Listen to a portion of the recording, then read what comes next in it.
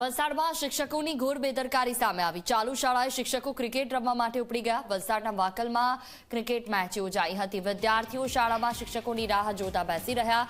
શિક્ષણના ભોગે શિક્ષકો રમતે ચડ્યા હોવાનો પણ મુદ્દો ચર્ચાનું કેન્દ્ર છે। 7 અને 8 ફેબ્રુઆરીએ ક્રિકેટ મેચ યોજવામાં આવી હતી।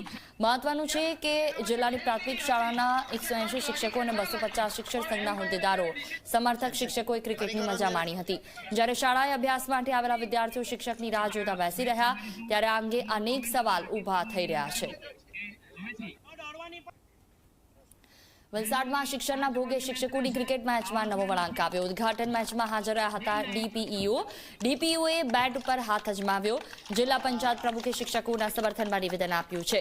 શિક્ષકોને આ વર્ષે પણ ક્રિકેટ માટે મંજૂરી અપાવી હતી। શનિવારે વધારે ક્લાસ લેવાની શરતે મંજૂરી અપાવી હતી। શનિવારે બાળકોને ભણાવવાની શરતે મંજૂરી અપાવી હતી।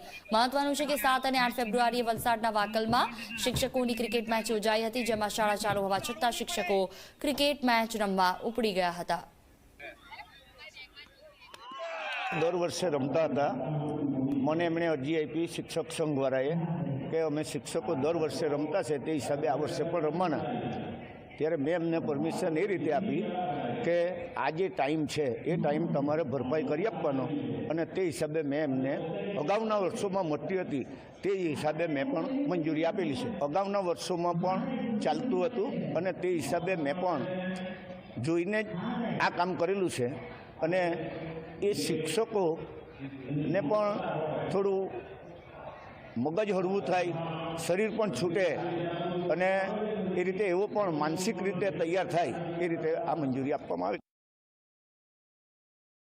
વલસાડ જિલ્લા ખાતે શિક્ષકોના ક્રિકેટને ટુર્નામેન્ટને લઈને વિવાદ સર્જાયો છે। વલસાડના વાકલ ગામ ખાતે શિક્ષકો દ્વારા 2 દિવસીય ક્રિકેટ ટુર્નામેન્ટનું આયોજન કરવામાં આવ્યું હતું। તેના કારણે જે વિદ્યાર્થીઓ છે, વિદ્યાર્થીઓનું શૈક્ષણિક કાર્ય ઠપ થઈ ગયું હતું। હાલ અમે ઊભા છે વાકલ ખાતે આવેલા જે ક્રિકેટ ટુર્નામેન્ટ ગ્રાઉન્ડ છે। અહીં આગળ જે શિક્ષકોનું ક્રિકેટ ટુર્નામેન્ટનું આયોજન કરવામાં આવ્યું હતું, તેને લઈને ક્યાંક ને ક્યાંક જે 2 દિવસ સુધી છે વિદ્યાર્થીઓ છે તે વિદ્યાર્થીઓ શાળાએ તો આવ્યા હતા, પરંતુ તેઓનું શૈક્ષણિક કાર્ય બંધ થઈ ગયું હતું। 530 જેટલા શિક્ષકો દ્વારા અહીં જે ક્રિકેટ ટુર્નામેન્ટમાં હાજર રહ્યા હતા। 180 જેટલા ખેલાડીઓ, 250 જેટલા જે હોદ્દેદારો અને સાથે સાથે 100 જેટલા શિક્ષક પ્રેક્ષકો અહીં હાજર રહ્યા હતા। તેને લઈને જે બાળકોનું શૈક્ષણિક કાર્ય છે તે ઠપ થઈ ગયું હતું। ડીપીઓ તથા જે જિલ્લા પંચાયતના પ્રમુખ સહિતના જે અધિકારીઓ હતા તે પણ જે આ ક્રિકેટ ટુર્નામેન્ટમાં હાજર રહ્યા હતા।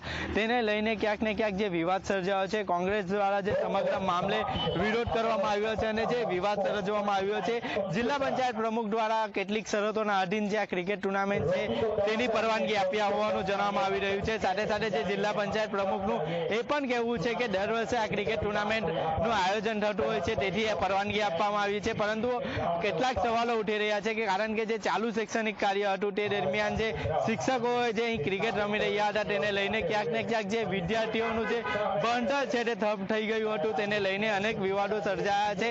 સાથે સાથે જે રજાના દિવસોની જગ્યાએ ચાલુ દિવસોમાં જ આ ક્રિકેટ ટુર્નામેન્ટનું આયોજન કરવામાં આવ્યું હતું, તેને લઈને ક્યાંક ને ક્યાંક જે શિક્ષક સંઘ ઉપર તથા જે શિક્ષકો છે તેના ઉપર અનેક સવાલો ઉઠ્યા છે। ત્યારે વાલીઓ એક જ માંગ કરી રહ્યા છે કે જે ચાલુ શૈક્ષણિક કાર્ય દરમિયાન જે ક્રિકેટ રમવા ગયેલા શિક્ષકો ઉપર કાર્યવાહી કરવામાં આવે।